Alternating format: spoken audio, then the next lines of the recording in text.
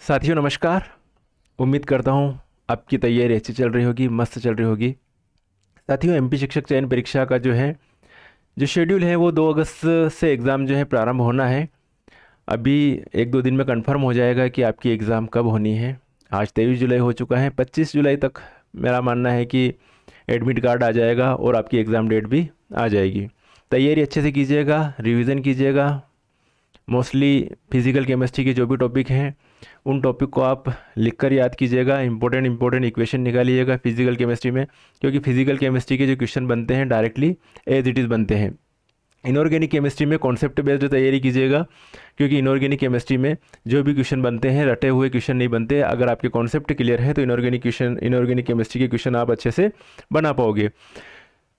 Organic chemistry में जो भी क्वेश्चन बनते हैं मेमोराइज क्वेश्चन बनते हैं, मेमोरी बेस्ड क्वेश्चन बनते हैं। आपको जो भी है, जैसे कोई नेम रिएक्शन याद रखना है तो मेमोराइज रखनी पड़ेगी कि इस रिएक्शन में कौन कौन सा रिएजेंट लेते हैं, कैसे क्या होती है नेम रिएक्शन, इसमें कौन सा इंटरमीडिएट बनता है। ये सारी चीज़ें अपने को मालूम होना चाहिए। तो फिजिकल केमिस्ट्री में जो न्यूमेरिकल होते हैं या फिर जो भी फार्मूला बेस्ड हैं, अलग पेज पे 2-3 पेज बनेंगे, अलग से निकाल के रखिएगा कि फिजिकल केमिस्ट्री में इस टॉपिक में से कैसा क्वेश्चन बन सकता है। खुद एनालिसिस कीजिएगा। इनऑर्गेनिक केमिस्ट्री पूरी कॉन्सेप्ट बेस्ड आती है, ऑर्गेनिक केमिस्ट्री मेमोरी बेस्ड बनती है। चलिए अब थोड़ा सा रिमाइंड कर लेते हैं कि क्या आपकी तैयारी। अब देखिए, अब आप सिलेबस को निहारिए, थोड़ा सा देखिए सिलेबस को कि क्या इस टॉपिक में से हमारे क्वेश्चन कोई बनता है तो आउट ऑफ बनेगा, नहीं बनेगा। अगर आपने बेसिक टू एडवांस पूरी तैयारी कर रखी है तो।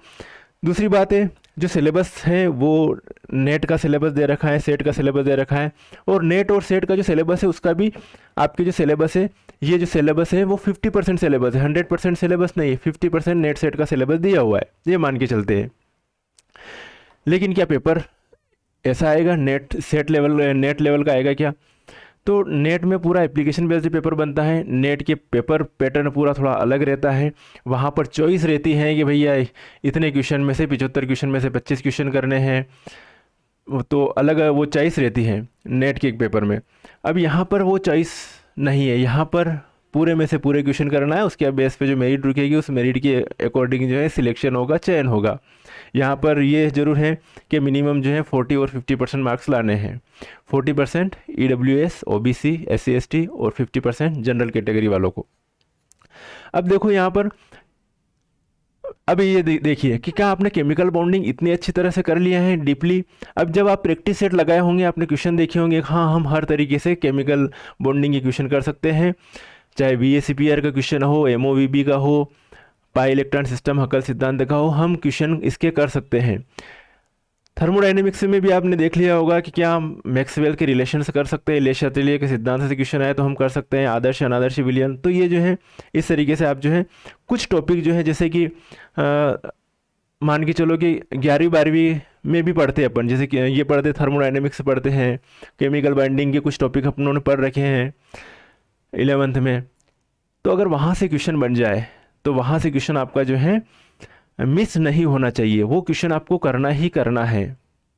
कुछ क्वेश्चन मतलब आप में एग्ज़ाम में बस ये चीज़ ध्यान रखना, जो क्वेश्चन आ रहा है वो गलत ना हो जाए। बस जो नहीं आ रहा है, माना कि हो सकता है कि आपके 100 क्वेश्चन आ रहा है, 100 क्वेश्चन में से 10 क्वेश्चन ऐसे आ जाए जो आपने कभी देखे ही नहीं हो, कोई दिक्कत नहीं। 10 क्वेश्चन हमारे पास अभी 90 नंबर पड़े हुए, और जो मेरिट जो रुकेगी, मेरा मानना है पेपर के ऊपर डिपेंड करेगा मेरिट बनना। लेकिन जो 70% वाला भी है तो उसका जनरल कैटेगरी में आराम से हो जाएगा, और 60% वाला का तो कैटेगरी वाइज में होना ही होना है। और जब मैं एसटी की बात करूं तो एसटी में तो जो 40% नंबर लिया जाएगा उसका हो ही जाएगा। एससी वाले का लगभग मैं मानता हूं कि 45 से 50 के बीच में हो जाएगा एससी वाले का, और ओबीसी वाले का 50 से 55 के बीच में, ओबीसी वाले भी हो जाएंगे 50 से 55 के बीच में।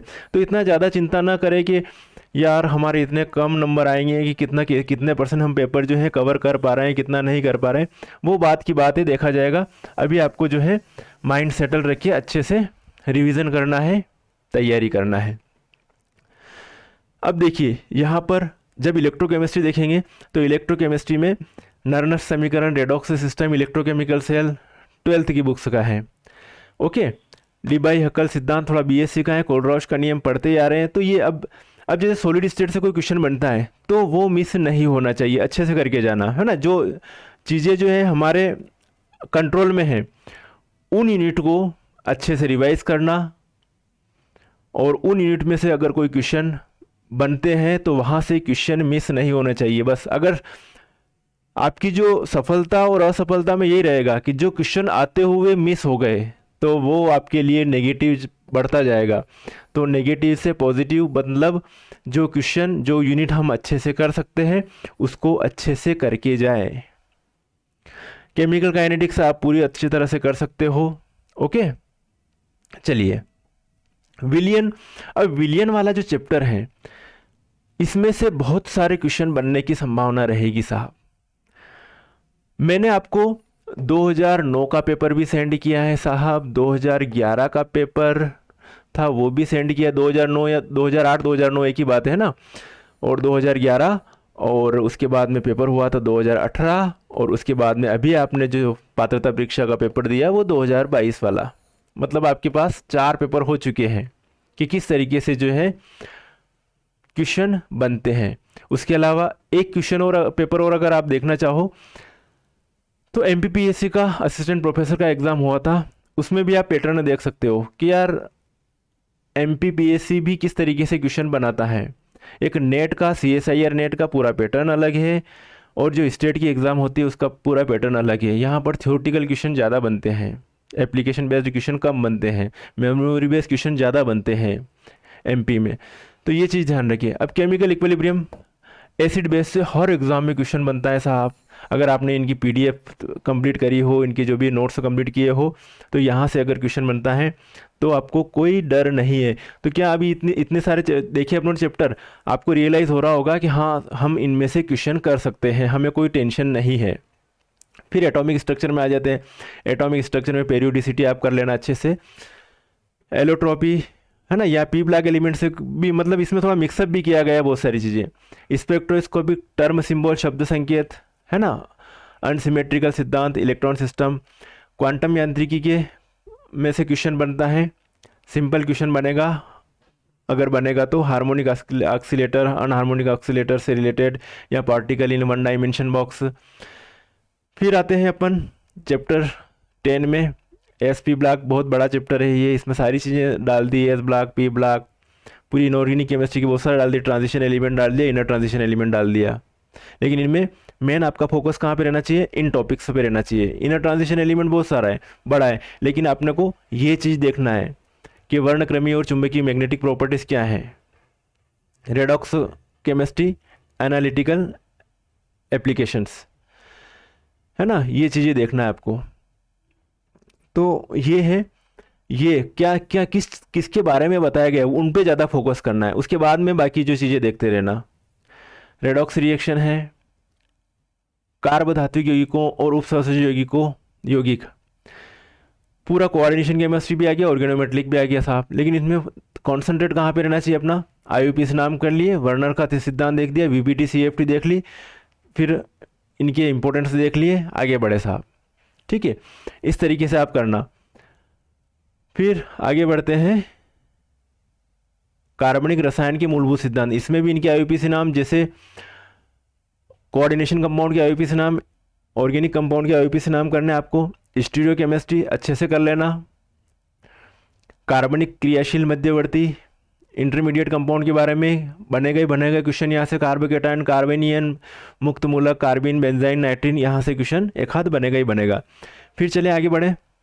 अब ये जो अगर ऑर्गेनिक कंपाउंड में चलेंगे अपन, तो ये आपने पात्रता परीक्षा में भी ये वाले टॉपिक किए होंगे कि साहब हेलोजन युक्त यौगिक, हेलो एल्केन और हेलोइन किया ही होगा आपने, alcohol, phenol, ether, carboxylic acid, ये सब किए होंगे, नामकरण बनाने की विधियाँ, ये रिपीट हो रहा वापस। फिर सल्फर कंटेनिंग कंपाउंड है, ये थोड़ा एडवांस है, सल्फर और नाइट्रोजन कंटेनिंग कंपाउंड। सामान्य नामकरण अभिक्रिया और रीअरेंजमेंट, अब यहाँ पर ये मेमोराइज बेस्ड है कि जो नेम रिएक्शन है उनमें किस में क्या प्रोडक्ट बन रहा है और रीअरेंजमेंट में क्या क्या चीज़ें हो रही है। कार्बनिक संश्लेषण की अवधारणा है, इसमें सिर्फ आपको टेक्निक्स देखनी है कि कैसे क्या होता है, रेट्रोसिंथेसिस, डिस्कनेक्शन, सिंथोन्स, इसमें कैसे क्या चीज़ें होती हैं इसमें। अब क्वेश्चन यहाँ से भी बहुत सारे बनते हैं साहब, बायोमॉलिक्यूल से। बायोमॉलिक्यूल में पिछली जो एग्ज़ामें हुई थी उनमें अधिकतर क्वेश्चन बने थे। अब इसमें मैं ये नहीं कह सकता हूँ कि साहब ये यूनिट ज़्यादा अच्छे से करिएगा, ये यूनिट कम तरीके से करिएगा, क्योंकि जो पात्रता परीक्षा का पेपर हुआ था अभी 2022 वाला, उसमें कोई फिक्स नहीं है यहाँ पे कि ये यूनिट इतने नंबर की है, कि 20 यूनिट है, 20 यूनिट में से हर यूनिट 5-5 नंबर की है, या ये यूनिट 2 नंबर की है, ये 10 नंबर की है। जो 11-12 में ब्लू प्रिंट आता है कि ब्लू प्रिंट के अकॉर्डिंग ये चैप्टर इतने इतने नंबर का, ये इतना कोई फिक्स नहीं है। तो किस यूनिट से कितने ज़्यादा क्वेश्चन बन जाए और किस यूनिट से कुछ भी ना पूछा जाए, ये बात की बात है। लेकिन तैयारी हमें करना है, किसी भी यूनिट को पूरी तरह से छोड़ना नहीं है। अगर हम सोचें कि हमारी 5 यूनिटें कंप्लीट नहीं हो पाई, इनको पूरी तरह से छोड़ दें, पता चला कि उन 5 यूनिटों से बहुत सारे क्वेश्चन बन गए, तो वहाँ पर दिक्कत ना आए। इसलिए चैप्टर तो सारे करने हैं आपको, ठीक है, चाहे अपने अपने लेवल से करिएगा, लेकिन पूरे चैप्टर से करिएगा। तो ये बायोमॉलिक्यूल्स पूरा कीजिएगा, ठीक है। फिर बात करते हैं बहुलक। बहुलक में से भी क्वेश्चन बने हैं, हर एग्ज़ाम में क्वेश्चन बने हैं। मैंने 2009, 2011 सब पेपर सेंड किए, उनमें देखे होंगे आपने। दैनिक जीवन में रसायन में थोड़ा सा एडवांस है, नैनो टेक्नोलॉजी आ गई यहाँ पे, है ना। मेडिसिनल केमिस्ट्री ये तो आपने पढ़ी रखा है, जो 12th की केमिस्ट्री की बुक्स हैं उसमें से। तो ये चीज़ें हैं साहब। अब ये तो है आपका सिलेबस है, आपको अब याद हो गया होगा कि क्या क्या चीज़ें हैं और क्या क्या चीज़ें अपनी कंप्लीट नहीं है। अब डरने की कोई बात नहीं है आपको। जैसे कि मैं आपको ये एक असिस्टेंट प्रोफेसर का एग्ज़ाम हुआ था 2018 में, ओके, उसके क्वेश्चन बताता हूँ मैं आपको। 2017 में एग्ज़ाम हुआ था फाइनल आंसर की।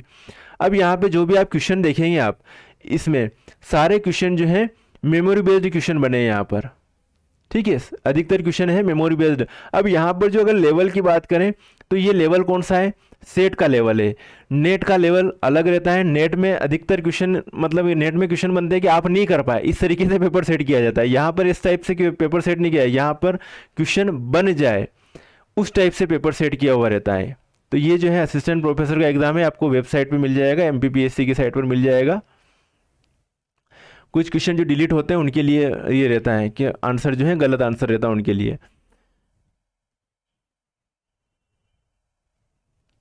बहुत सारे क्वेश्चन जो है मेमोरी बेस्ड रहते हैं, जैसे कि क्रायोजेनिक निम्नलिखित द्रव है कौन सा है। द्रव नाइट्रोजन को क्रायोजेनिक लिक्विड कहते हैं, okay.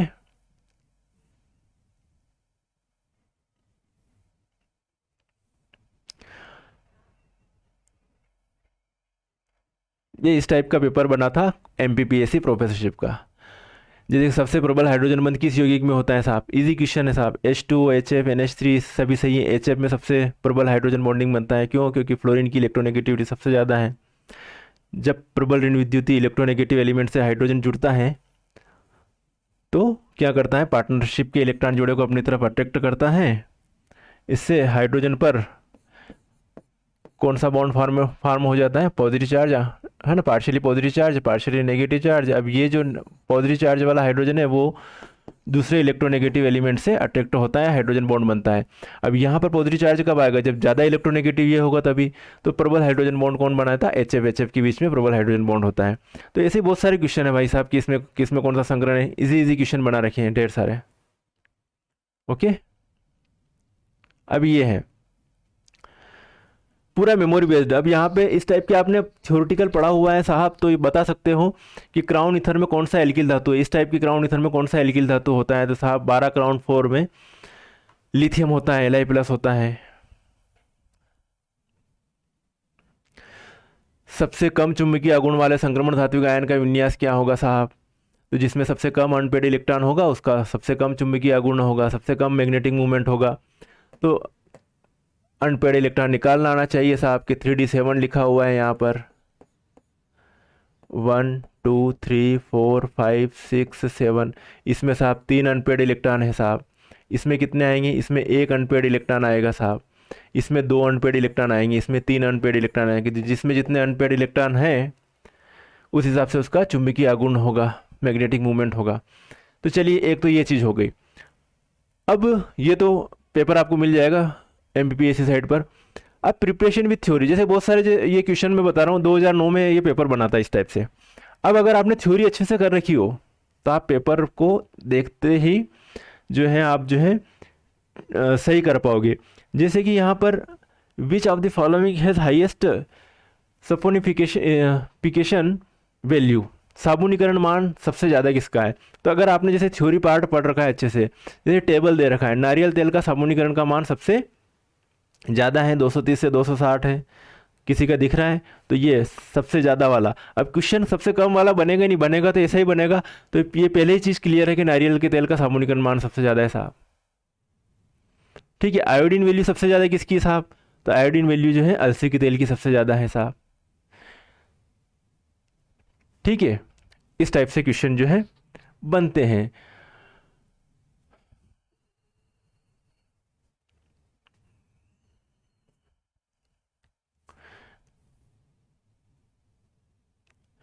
The double helical structure of DNA is held, double helical structure होती है, उसमें जो बेस रहती है उनके बीच में कौन सा बॉन्ड रहता है? तो हाइड्रोजन बॉन्ड रहता है ना। कौन सा बॉन्ड रहता है? हाइड्रोजन बॉन्डिंग रहती है उसमें। और एरिनिन और थायमिन के बीच में डबल बॉन्डिंग रहती है, और साइटोसिन और ग्वानिन के बीच में ट्रिपल बॉन्ड रहते हैं। तो हाइड्रोजन बॉन्डिंग रहती है। The double helical structure of DNA is held together by hydrogen bonding की, हाइड्रोजन बॉन्डिंग का कमाल रहता है साहब। ओके, अब ये जो है क्वेश्चन मतलब कॉन्सेप्ट देखिएगा आप। क्वेश्चन है कि विच of the base is not present in nucleic acid. तो न्यूक्लिक एसिड डीएनए और आरएनए, और डीएनए और आरएनए में जो बेस पाई जाती है वो कौन कौन सी पाई जाती है साहब? डीएनए और आरएनए में एडिनिन, थायमिन, साइटोसिन और ग्वानिन। आरएनए में थायमिन के स्थान पर क्या पाया जाता है? यूरेसिल पाया जाता है साहब। ओके, अब ये तो हो गई बेस। तो एडिनिन, ग्वानिन, थायमिन, यहाँ पे ग्वानिडीन दे रखा है साहब। तो ग्वानिडीन बेस नहीं है, ये न्यूक्लियोसाइड है ना। इसको क्या कहेंगे? बेस प्लस शुगर मिलकर ये न्यूक्लियोसाइड बना दिया। तो ये बेस नहीं है। बेस क्या? एडिनिन है, ग्वानिन है और थायमिन है, इनको बेस कहते हैं, इनको क्षारक कहते हैं। ओके, ऐसे ही सिंपल सिंपल क्वेश्चन अगर आपने पढ़ रखा होगा मतलब थ्योरेटिकल, तो adipic acid react with hexamethylene diamine to form क्या बनाएगा? नाइलॉन डबल 6 बनाएगा। ठीक है, थर्मोसेटिंग पॉलीमर बेकेलाइट है साहब। अब जैसे कि ये क्वेश्चन बन रहा है साहब आपके सामने, dichlorobenzene exist in 3 isomers, ortho, meta and para isomers, which of the isomer has highest dipole moment. तो कौन से आइसोमर का हाईएस्ट डाइपोल मोमेंट होगा? तो यदि आपने थ्योरेटिकल पार्ट कहीं पढ़ रखा है इस टाइप से, तो आपके जो आंसर जो है बिल्कुल सही जाएगा। डाइपोल मोमेंट जो है सबसे ज़्यादा वैसे तो किसका है? आर्थो डाइक्लोरोबेंजीन का है, कैलकुलेटेड है, पूरी तरह से बता रखा है। ठीक है, तो कहीं ना कहीं अपन थ्योरी पढ़ते हैं वो काम आती ही आती है, ऐसा नहीं कि अपनी जो थ्योरी पढ़ी वो काम नहीं आती है। जैसे ये क्वेश्चन देखिए आप, इसमें भी थ्योरी में कहीं पढ़ा हुआ तो आ जाएगा साहब। यहाँ पे है कि व्हेन एथिलीन ऑक्साइड लिया है साहब, रिएक्ट विथ C2H5 MgBr। यहाँ पे आर MgI लिख लिया, क्या फ़र्क पड़ गया? ठीक है, C2H5 MgBr की जगह RMgI लिख दिया। ये प्रोडक्ट फॉर्म हो रहा, हाइड्रोलिसिस करवाया साहब, ये प्राइमरी अल्कोहल बन रहा है। तो क्या बनता है साहब? Primary alcohol. तो कहीं ना कहीं जो चीज़ें आपने पढ़ रखी होगी वही आपके काम आती रहेगी साहब। जैसे ये क्वेश्चन है आपका, माल्टोज निम्न का डाईहेक्सोज है साहब, किसका डाईहेक्सोज है? ये पूछा गया क्वेश्चन है साहब, ग्लूकोज प्लस ग्लूकोज का, जब 2011 के एग्जाम हुआ था उसमें पूछा था ये। ठीक है, तो स्टार्च डायस्टेज एंजाइम की प्रेजेंस में स्टार्च का हाइड्रोलिसिस होता है, क्या बनता है साहब? माल्टोज बनता है। और साहब माल्टोज का हाइड्रोलिसिस होता है, क्या बनता है? ग्लूकोज प्लस ग्लूकोज, 2 यूनिट बनती हैं। मेरी बात समझ रहे हो ना? तो ये चीज़ें हैं। एमिनो अम्ल जिसमें किरल कार्बन नहीं पाया जाता है, तो एकमात्र एमिनो एसिड है जिसका नाम है ग्लाइसिन है, बाकी सभी में किरल कार्बन पाए जाते हैं। जैसे कि ये लिखा मैंने NH2CH2COOH, ये ग्लाइसिन है और एकमात्र ऐसा एमिनो एसिड्स है जिसमें किरल कार्बन नहीं पाया जाता। अब ये भी कहीं ना कहीं आपने थ्योरी पढ़ा होगा, तो आप जो है इसका आंसर आसानी से दे पाओगे। ठीक है, बाकी सभी में क्या होगा कि एक जो है इस जगह H की जगह क्या लिख दें? R लिख दें, और डिफरेंट डिफरेंट R के आधार पर डिफरेंट डिफरेंट टाइप के एमिनो एसिड्स होते हैं साहब। ठीक है, तो उम्मीद करता हूँ कि आप जो है रिवीजन मस्त करें,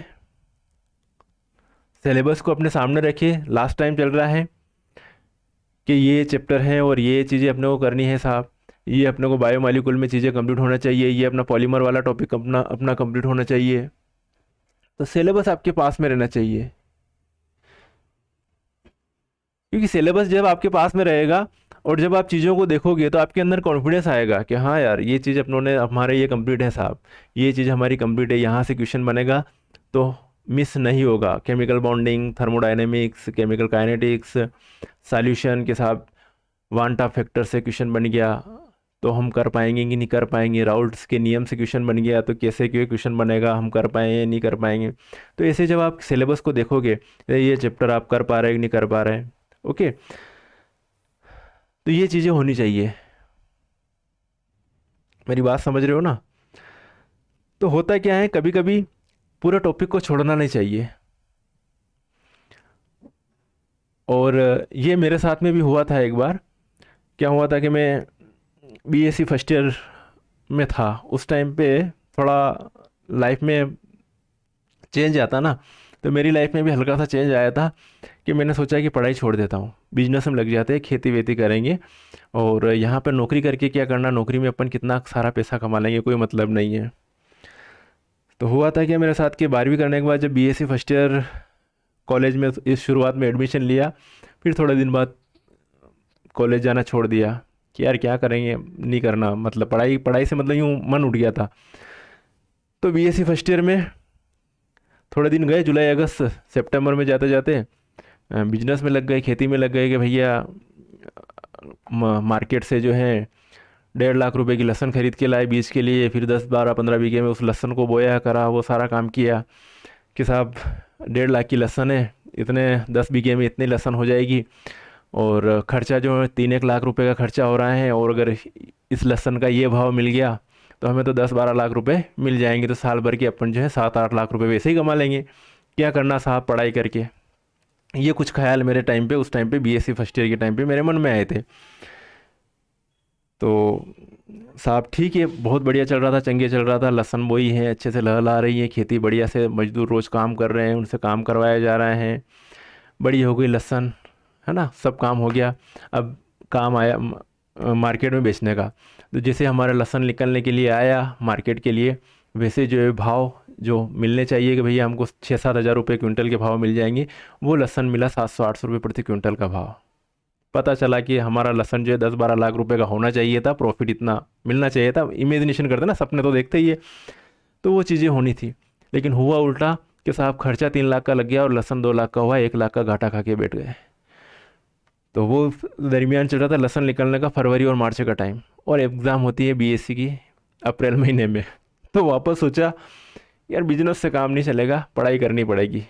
तो वापस पढ़ाई करना चालू किया, एग्ज़ाम टाइम में वैसे ही बुक्स वगैरह गाइड वगैरह जो भी खरीद के परचेस करके लाए और वापस पढ़ाई करना चालू करी। तो मैं थोड़ा लकी रहता था कि जो चीज़ें करता था, जो क्वेश्चन करता था वो बैठ जाते थे। तो मेरे कज़िन ब्रदर और सब जो है साथ में रहते थे रूम लेके पढ़ाई के टाइम पर। तो उस टाइम पर हुआ था ये कि मैं सोच रहा था कि साहब केमिस्ट्री थोड़ा मेरे को खुद को टफ लगता था, तो केमिस्ट्री का पेपर छोड़ दूं, जूलॉजी बॉटनी अच्छे से कर लूं। तो मैं उनसे कह रहा कि यार केमिस्ट्री का पेपर तो है, लेकिन मैं जूलॉजी बॉटनी कर लेता हूँ ताकि एक में सप्लीमेंट्री आ जाएगी, मेरे पास इतना टाइम नहीं है कि वो सारा जो है केमिस्ट्री पूरा कवर कर पाऊँ। तो मेरे ब्रदर ने बोला कि तू केमिस्ट्री के पेपर के दिन जो है केमिस्ट्री ही कर, क्यों जूलॉजी बॉटनी का रिस्क ले रहा है, कम करना लेकिन पढ़ाई करके पेपर दे के आओ। तो मैंने भी सोचा हाँ यार ठीक है यार, पढ़ लेते हैं अच्छे से, थोड़ा सा जो भी क्वेश्चन बैठेंगे जो बैठ जाएंगे। तो फिर मैंने डिसाइड किया कि जिसका जो पेपर है उस दिन वही पेपर करूँ, चाहे पहले से प्रिपरेशन नहीं कर रखी हो कोई प्रॉब्लम नहीं है। तो मैंने केमिस्ट्री के पेपर के दिन 2 2 3 3 दिन की जो छुट्टियाँ रहती हैं पेपर में, उस टाइम पे उन दिनों में ही तैयारी करी साल भर की। ऐसे तैयारी करी, कुछ क्वेश्चन निकाले कि हाँ साहब ये क्वेश्चन पिछले सालों में आया हुआ है, ये नहीं आया हुआ है, ये इंपॉर्टेंट है, ये नॉन इम्पोर्टेंट है। तो इम्पोर्टेंट क्वेश्चन पर फोकस किया और पेपर दे के आया। पेपर दे के आया और ठीक ठाक चला गया पेपर, पहला पेपर गया, फिर दूसरा। ऑर्गेनिक केमिस्ट्री थोड़ी उस टाइम पे वीक थी, तो ये फिजिकल इनऑर्गेनिक केमिस्ट्री अच्छा सा चला गया। ऑर्गेनिक में कम नंबर आया, कोई दिक्कत नहीं, लेकिन ऑल ओवर जब रिजल्ट आया तो अच्छे नंबर से पास हो गए। पता चला कि उस टाइम पे बीएससी में जो है 30% 40% लोग जो हैं कैंडिडेट क्वालिफाई होते थे, लेकिन 30 40% में हम भी आ गए, अच्छे से नंबर से क्वालिफाई हो गए। फिर बीएससी फर्स्ट ईयर क्वालिफाई होने के बाद फिर सेकंड ईयर में थोड़ी मेहनत कर ली, खेती तो करते ही करते थे, काम घर का करते थे। सेकंड ईयर करी, फाइनल करी, फिर सोचा अब क्या करें तो एमएससी कर ली। एमएससी करने के बाद फिर क्या किया जाए, बीएड कर लिया, कंपनी में जॉब करी। तो ऐसे करके ये सफ़र चल रहा है। तो ऐसा कुछ नहीं है कि हम जो है कोई टॉपिक छोड़ दें, टॉपिक छोड़ना नहीं, टॉपिक छोड़ना सॉल्यूशन नहीं है। आप ये देखिए कि उन टॉपिक में से क्या चीज़ें आ सकती हैं, कौन सी चीज़ें इंपॉर्टेंट है, वो चीज़ें आप अच्छी तरह से कर लो, आपका 100% सिलेक्शन होगा। जैसे आपको आपके सामने स्टेरॉइड आ गया साहब, टर्पिनाइड्स आ गया, तो स्टेरॉइड, टर्पिनाइड्स या एल्कोलाइड्स आ गया, तो उनमें मेन मेन चीज़ें देख लो ना, और मेन मेन जगह से क्वेश्चन बन जाएंगे, किसका क्या फार्मूला बन रहा है, किसका क्या स्ट्रक्चर होता है, इस तरीके से कुछ क्वेश्चन देख लीजिए। तो ऐसे करके आपके अंदर कॉन्फिडेंस आएगा, बजाय दूसरी चीज़ों को ज़्यादा देखने के। इम्पोर्टेंट वो चीज़ें भी देखो, पूरा सब्जेक्ट छोड़ने की ज़रूरत नहीं है, पूरा टॉपिक छोड़ने की ज़रूरत नहीं है। ओके, तो उम्मीद करता हूँ कि आपके पास समय बहुत कम है, अच्छे से पढ़ाई कीजिए, पॉजिटिव रहिए, और जितना माइंड आपका शांत रहेगा उतना अच्छा सा आप परफॉर्मेंस दे पाओगे। उथल पुथल नहीं होनी चाहिए, जो होगा जो देखा जाएगा। क्यों डरे, ज़िंदगी में क्या होगा, कुछ ना होगा तो तजुर्बा होगा, अनुभव होगा। तो साथियों, अच्छे से तैयारी कीजिए। आप सभी को बेस्ट ऑफ लक। मिलेंगे फिर नेक्स्ट वीडियो में, तब तक के लिए ओके बाय, जय हिंद।